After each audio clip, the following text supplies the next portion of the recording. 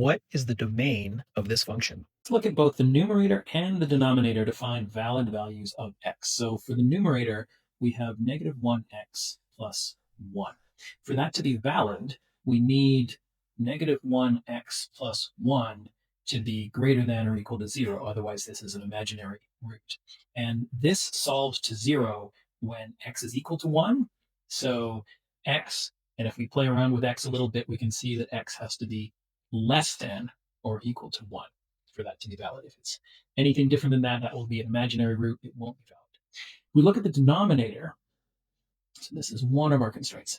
Denominator here, 2x squared minus 10x minus 12.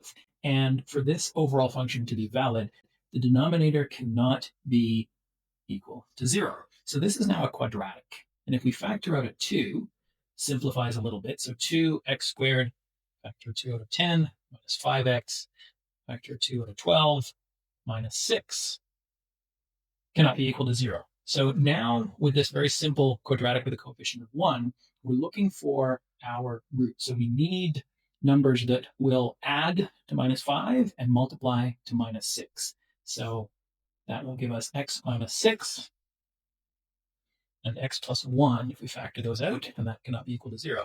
So we can ignore the 2 because that divides on both sides. So we're left with x cannot be equal to 6, and x cannot be equal to negative 1 as our constraints from the denominator. And if we put that together, we put that onto a number line. Let's just draw a number line here. 0. So given our starting constraint from the numerator, x is less than or equal to 1. Let's draw 1 in there. And our constraints here, x cannot be equal to 6. Let's draw 6 in there. And x cannot be equal to negative 1.